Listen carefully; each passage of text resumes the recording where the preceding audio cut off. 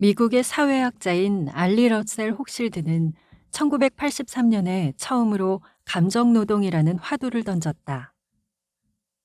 그 이후 2010년에 한국에서도 그의 저서가 번역되면서 감정노동이 한국 사회에 한때 큰 반향을 일으켰다.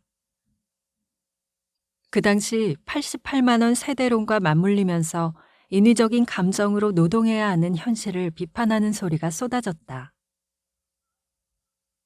감정 노동의 복잡한 사회학적 문제를 차치하고 감정을 노동의 관점으로 바라본 점이 시사하는 바가 크다. 그건 바로 감정을 노동의 가치로 계산했다는 점이다. 감정 노동 이전에는 감정 서비스를 그저 노동에 수반된 예의 정도로 치부했다. 그러나 감정 노동이라는 개념이 던져지면서 감정을 노동 그 자체로 바라보는 시각이 강해졌다. 이제 감정도 노동이다. 무거운 시멘트를 이고 나르는 육체적 노동과 매일 컴퓨터를 붙잡고 씨름하는 정신적 노동뿐만 아니라 감정도 노동의 선상에서 이해되고 있다. 우리의 감정적 에너지를 화수분처럼 끝없이 퍼서 쓸 수 있는 것이 아니라면 우리가 육체적, 정신적 에너지를 관리하듯 감정도 관리가 필요하다. 그러나 우리는 감정의 쓰임에 관대하다. 불필요하게 감정을 소비하면서 점차 자신의 내면을 복잡하게 만든다. 복잡한 감정을 단순화하기 위해서는 자신이 느끼는 감정이 무엇인지 스스로 알아야 한다. 고 박완서 작가는 사물의 이름을 아는 자다 라고 말한 적이 있다. 사물의 이름을 아는 순간 그 사물은 다르게 보인다. 이건 감정도 마찬가지다. 내가 느끼는 감정의 이름을 안다면 스스로를 다르게 느낀다. 하지만 우리는 이런 감정의 스펙트럼을 세밀하게 분광하는 훈련이 덜 되어 있다. 어릴 때부터 우리는 감정을 억제하는 교육을 받았기 때문이다. 화가 나도 참아라. 기뻐도 너무 티내지 마라. 슬퍼도 울음을 삼켜라 등 감정을 억제하고 컨트롤하는 것이 지혜로운 사람이라고 생각했다. 감정을 쉽게 드러내는 사람은 가볍다고 여겼다. 책 감정 어휘를 쓴 유성경 작가는 사람들이 자기가 느끼는 감정에 대해서 정확한 답을 못 내리는 이유를 이렇게 설명한다. 우리는 오랫동안 감정을 깊숙이 파묻고 이성이라는 널빤지로 못을 쳐놓고 살았다. 아무 도움이 되지 않는다고 버려야 한다고까지 세뇌받았다. 감정은 숨기고 다스리고 제어해야 할 작은 악마 같은 취급을 받았다. 감정에는 선악도 옳고 그름도 없다. 감정은 그저 감정이다. 내가 느끼는 감정에 대해서 그 실체가 무엇인지 판단할 수 없다. 분노와 슬픔은 그른 감정인가? 기쁨과 설렘은 옳은 감정인가? 우리는 그 어떤 잣대로도 자신이 느끼는 감정에 대해서 윤리적인 판단을 할 수 없다. 만약 우리가 감정에는 옳고 그름이 없다는 인식을 전제로 한다면 자유롭게 감정에 대해서 생각할 수 있다. 특히 슬픔이라는 감정은 특별하다.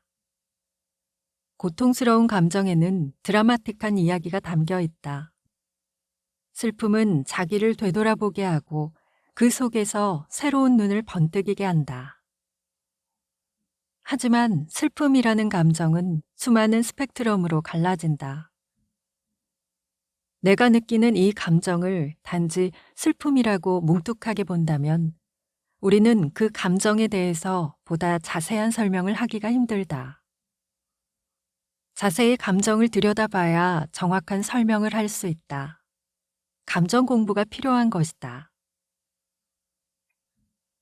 감정은 정보다. 아픔이라는 감정은 가장 즉각적으로 정보를 전달한다. 아픔은 그것을 느끼는 당사자에게 가장 많은 정보를 준다. 사랑하는 사람과 이별했을 때, 부모님의 죽음, 혼자라는 외로움, 과거에 대한 후회, 꿈이 좌절되었을 때 등 지금까지 겪어보지 못한 감정을 겪거나 같은 감정이지만 전혀 다른 상황에서 느끼는 아픔은 그 채도부터 다르다. 즉, 같은 종류의 감정이지만 강도가 다른 것이다. 이 경우에는 전달되는 정보의 양과 나에게 각인되는 깊이가 다르다. 그래서 감정의 강도가 셀수록 하고 싶은 이야기가 많다. 하지만 우리는 자신이 느끼는 감정의 원인을 알지 못할 때가 많다. 내가 왜 이런 감정을 느끼지? 이 감정의 원인이 뭐지? 라고 말이다.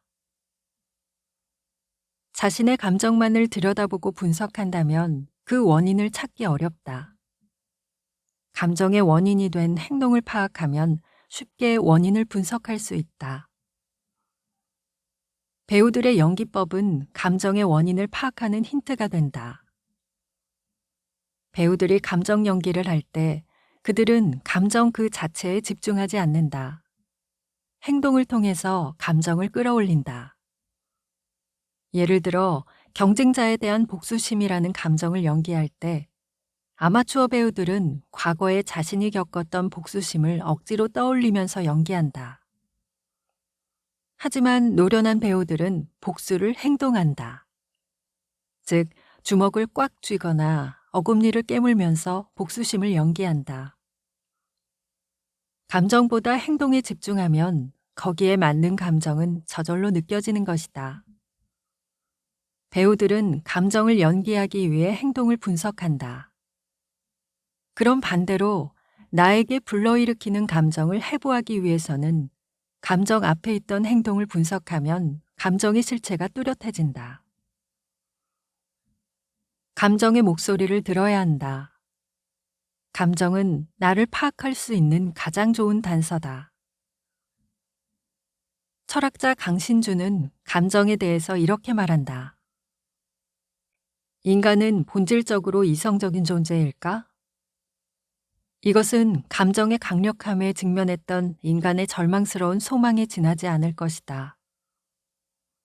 한 번이라도 자신과 타인을 제대로 응시했다면 누구나 인간이 이성적이기보다는 감정적이라는 사실을 쉽게 알 수 있다. 사실 이성이 감정보다 먼저 일어나는 경우는 거의 없다. 심지어 이성은 감정을 통제하기 위해 발병된 것이라고 할 수 있다. 그렇지만 이성이 감정을 적대시한다면 언젠가 감정의 참혹한 복수 앞에서 자신의 무기력을 인정할 수밖에 없을 것이다. 감정만큼 비싼 게 없다. 그래서 나는 내 감정을 소중히 여긴다. 함부로 누군가에게 내 감정을 낭비하고 싶지 않다. 특히 분노는 더욱 그렇다. 비싼 내 감정을 그런 식으로 쓰고 싶지 않다.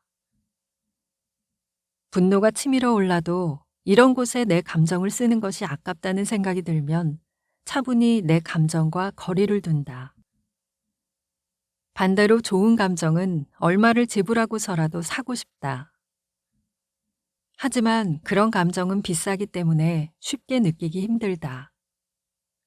시간과 노력을 들여야지 느낄 수 있는 것이 기분 좋은 떨림과 같은 감정이다. 감정 때문에 쉽게 상처받고 일희일비한다는 것을 깨닫는 순간 감정을 소중히 여기게 된다.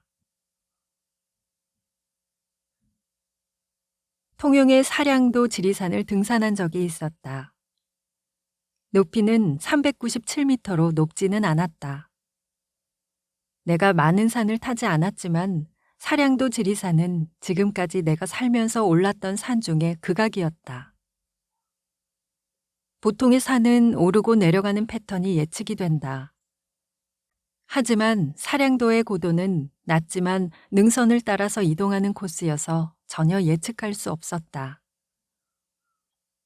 올라갔다가 올라가고 다시 내려가고 올라가고 내려가고 등 패턴이 예상되지 않는다. 이 예측 불허의 패턴이 등산을 힘들게 했다. 그래서 등산하는 사람들이 말하길 산을 오를 때 가장 편한 구간은 내리막이 아니라 평지라고 한다. 나도 사량도 지리산을 등산하면서 찰나의 평지가 나왔을 때 숨통이 트이는 행복감을 느꼈다. 고저 없이 완만하고 평평한 상태. 우리는 그 평평한 순간을 얻기 위해서 오르막을 오르고 내리막에 내려가는 것일지도 모른다. 이런 나의 기질은 내 삶의 방식과도 연관이 있다. 나는 술, 담배, 커피를 하지 않는다. 술, 담배, 커피는 서민들에게 소소한 재미를 주는 마지막 보루다. 그 세 가지는 돈 없이도 즐길 수 있다.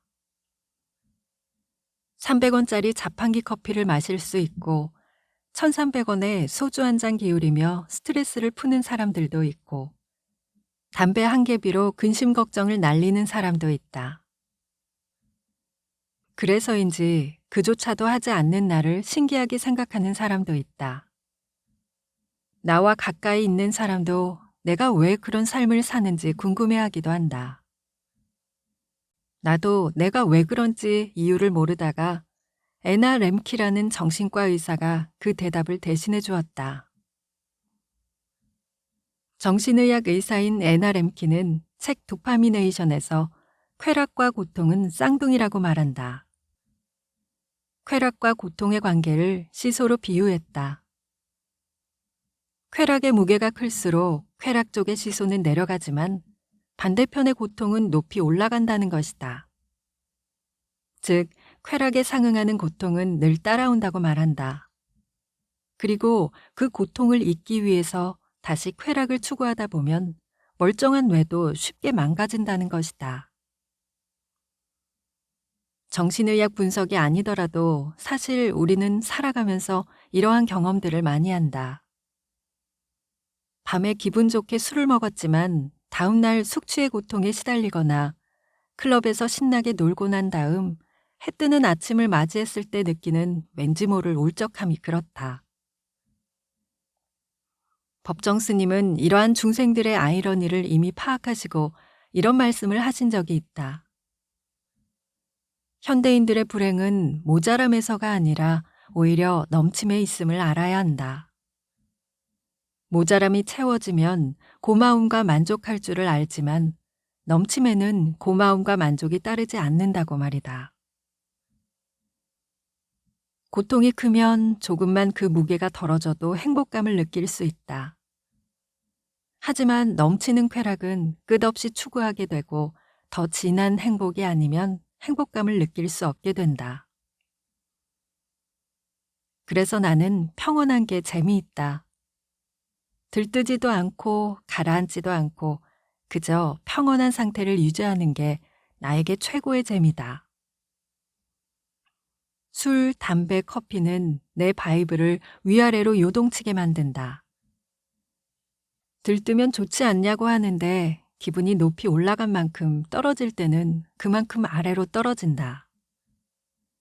그게 반복되면 나만의 평온함을 유지하기 힘들다. 평온함이 유지되지 못하면 결과적으로 재미가 없고 불쾌하다. 어릴 적과 지금 느끼는 행복의 속성은 다르다. 어릴 땐 행복이 설렘, 재미라면 지금은 안도감, 고마움이다. 어릴 때를 생각하면 축구공만 있어도 좋았다. 친구들과 골목 어귀에서 축구만 해도 재미있었다. 5의 에너지만 써도 50의 행복감을 느끼던 시절이었다. 하지만 지금은 비행기를 타고 하와이 정도는 가야지 설렘을 느낄 수 있다. 돈과 시간 등 50의 에너지를 쓰면 70 정도의 행복감을 느낄 수 있게 된 것이다. 따라서 어릴 때와 비교했을 때 효율적인 행복을 기획하기가 어려워졌다. 나는 어느 정도 나이를 먹고 행복의 정의를 달리했다. 나에게 행복은 평온이다. 즉, 불행하지 않은 상태, 걱정 없는 상태가 곧 나에게 행복이다. 이렇게 정의를 하니 나는 내 방 한구석에서도 행복을 느낄 수 있었다. 아직까지 나의 행복은 설렘과 재미여야 한다고 고집했다면 지금의 나는 아마 불행한 삶이라고 할 수 있다. 어느 날부터 그러한 순간은 급속히 감소했기 때문이다. 평온함은 오롯이 일상을 순도 100%로 마주하게 한다. 일상을 순수하게 액면 그대로 받아들이고 느낄 수 있다는 것은 술, 담배, 커피보다 재밌다. 마음이 평온하면 해질녘 석양도 재밌고 집 밖에서 지저귀는 새소리도 재밌고 베란다를 스치는 신선한 바람과 햇살도 재미있다. 그렇기 때문에 삶의 방향은 재미나 쾌락에 있지 않다. 최대한 평온한 상태를 유지하는 것이다. 평온함은 지루함이나 권태가 아니다. 평온함은 일상을 건강하고 순수하게 받아들이는 기반이다. 평온한 상태를 유지할 수 있어야 일상에서 새로운 재미를 발견할 수 있기 때문이다. 사람마다 행복의 정의는 다르다. 행복의 정의에 맞춰 내 삶을 고집하기보다 내가 행복한 상태에 맞춰 행복을 재정의한다면 우리의 삶은 조금 더 자유로워질 것이다.